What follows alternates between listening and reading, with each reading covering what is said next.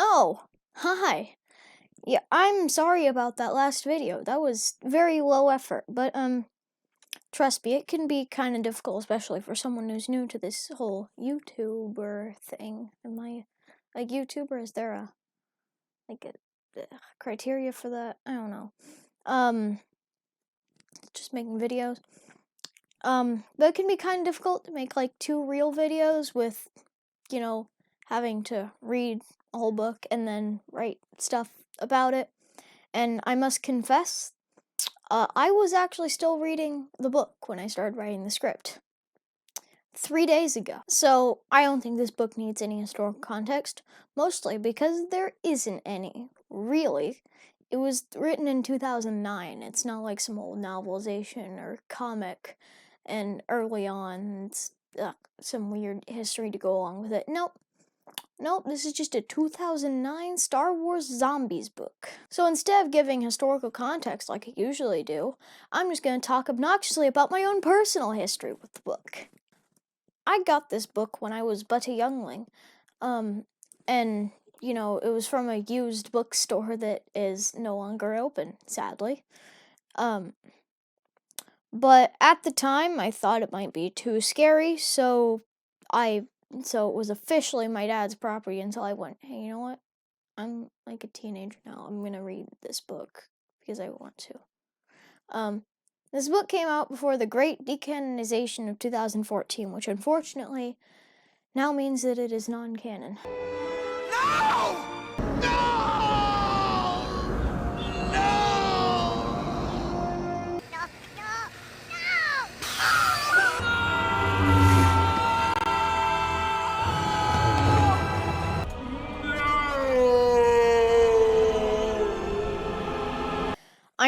I know. Legends is still canon in my heart. Additionally, this book is my first horror book. I gotta say, honestly, I'm a fan because, I like being able. Books allow you to actually get to know the character before you see them die gruesomely, as many do in this book. You get to know their backstories. You get to see inside their heads, instead of just maybe a flashback or two, or maybe just an establishing shot to get to know the characters before the zombies show up. Speaking of characters, now feels like a good time for a lazy plot summary. The story takes place mostly on the Imperial prison barge Purge in a Star Destroyer. Basically the Purge runs out of fuel or stops for whatever reason. Actually, I believe it's because the Star Destroyer's tractor beam stopped them. And so they go to this nearby abandoned Star Destroyer to look for, help scavenge some parts maybe. But, unfortunately, there is a zombie virus aboard. Among the story's characters include brothers Trig and Kale Longo, the main characters, protagonists, in fact. They are the sons of Von Longo, who was their, father, and he was killed a few weeks before the start of the story, I believe. If I'm not mistaken, Trig is the younger one, although I kept on forgetting throughout the book. I honestly have no idea why they're in prison. Something about grifting. But I mean, grifting seems a little light to be sent to a prison moon for literally the rest of their entire lives. I mean, they're teenagers. Why are you giving them a life sentence to jail? Another protagonist is a Dr. Zahara Cody, I believe is her name. Her backstory is revealed early on. She comes from an aristocratic family but decided to become a doctor in order to help people. And she joined the Empire for some reason, I guess. But basically after this, she's planning on abandoning this life and just going back to her old one. I like that we got the backstory. Like I was saying earlier, we get the chance to know the characters before they die gruesomely. She doesn't die gruesomely, but I do actually care about her in these situations because we know her backstory and we know who she is, really. I mean, in a horror movie, if I saw a character like this and I didn't know her, then I would just be like, Okay, sure. Yet another character we follow, though not necessarily a protagonist, is a Mr. Jareth Sartoris, a prison guard who killed Trig and Kale's father a few weeks back. We follow him for like 1 or 2 chapters late in the book. He finds people on the Star Destroyer who have been resisting the zombies but are now cannibals. So that's interesting. And he has a change of heart part way through when he thinks about his dad for like 30 seconds and then he's like, ah, man, I did a bad thing. Apparently, he felt no remorse before this. Now, I would like to discuss the horror of the book. Early on, it has kind of a vibe of, oh, the real monster was man. But later on, it's like, psych, nope, it's the zombies. The zombies are scary. They're no good. I mean, it does show up a little bit later with the aforementioned cannibals, but I mean, for the most part, it's just the zombies. Just the zombies are the bad guys. I think the zombies are kind of interesting to talk about, too. To use TV tropes terminology.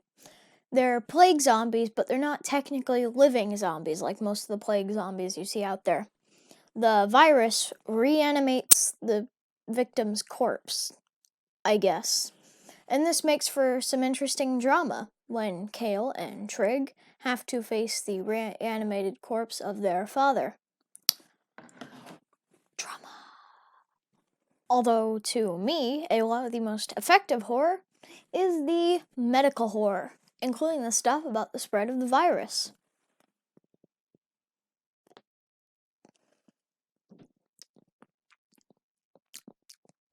Can you tie that into current events in any way? There's also a part where Dr. Cody has to do surgery on Kale in order to get the zombie out of him because he's been bitten on his leg and the zombie is spreading up him.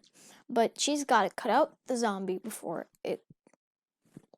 Yeah, it's kind of weird, but it does legitimately make me cringe because it's gross. Oh, but then after all of this claustrophobic and somewhat down-to-earth horror, we get to the Corpse Mountain.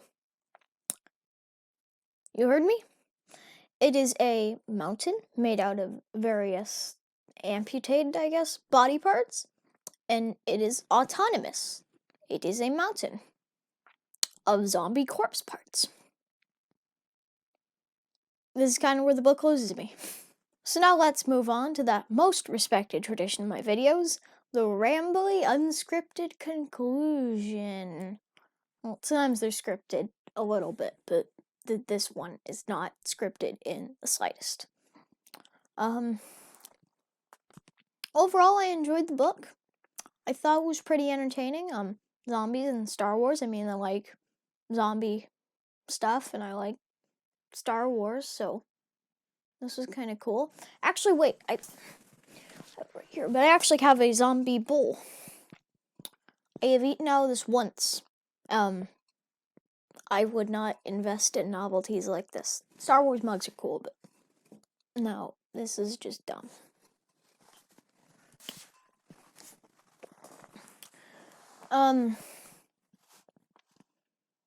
So yeah, I enjoyed the book. I liked the reading experience, even if I did have to read most of it at midnight, or read 45, like, I had to read like 40 pages just last night to finish it before, so I could have this video out by tonight.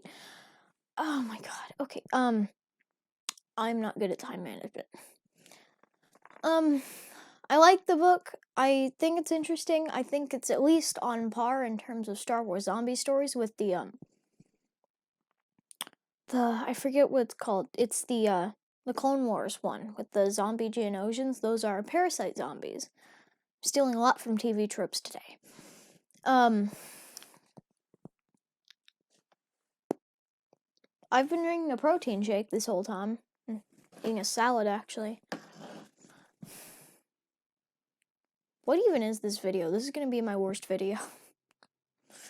Well, I hope you enjoyed everything, including this 2-minute rambly unscripted conclusion. In conclusion, I liked the book, would rate it 5 out of 7, would read again. Thanks for watching, guys. What do you think about my audio quality? I bought a microphone. It's clipped onto my collar here, and the audio quality is going to be a lot better because I'm not just using my phone microphone. Alright, I really hope you did enjoy the video. Thank you for watching. I hope it was good for you. Okay, okay, bye.